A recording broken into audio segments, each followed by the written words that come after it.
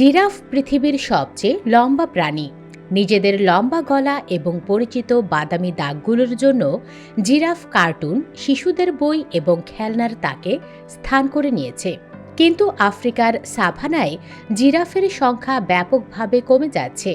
এদের সংখ্যা এতটাই কমেছে যে যুক্তরাষ্ট্র সরকার এই লম্বা গলার প্রাণীগুলোকে তাদের বিপন্ন প্রজাতির প্রাণীর তালিকায় অন্তর্ভুক্ত করার জন্য পদক্ষেপ নিচ্ছে।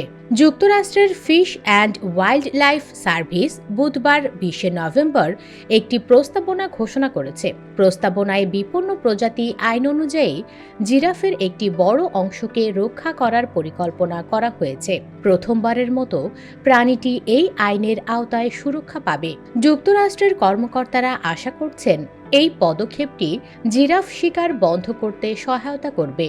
মূলত গালিচা, গয়না এবং জুতা তৈরিতে জিরাফের দেহের বিভিন্ন অংশ ব্যবহার করার ফলে প্রাণীটির সংখ্যা কমতে শুরু করেছে।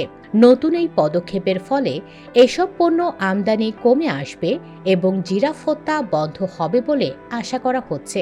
ফিশ অ্যান্ড ওয়াইল্ড লাইফ সার্ভিসের পরিচালক মার্থা উইলিয়ামস এক বিবৃতিতে বলেন, ফেডারেল সুরক্ষা জিরাফকে রক্ষা করতে সাহায্য করবে। এটি একটি বিপন্ন প্রজাতিকে বাঁচাতে, জীব বৈচিত্র্যকে উৎসাহিত করতে, পরিবেশের স্বাস্থ্য রক্ষা করতে, বন্যপ্রাণী পাচারের বিরুদ্ধে লড়াই করতে এবং টেকসই অর্থনৈতিক নিয়মগুলো প্রচার করতে সাহায্য করবে।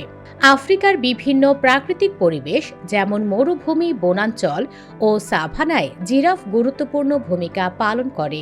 তবে আজও প্রাণীগুলো রহস্যময়।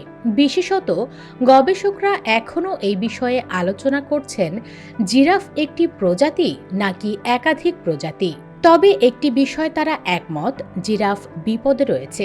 1985 সালে 1,50,000-এর বেশি জিরাফ ছিল, যা 2015 সালে মাত্র 98,000-এ নেমে আসে।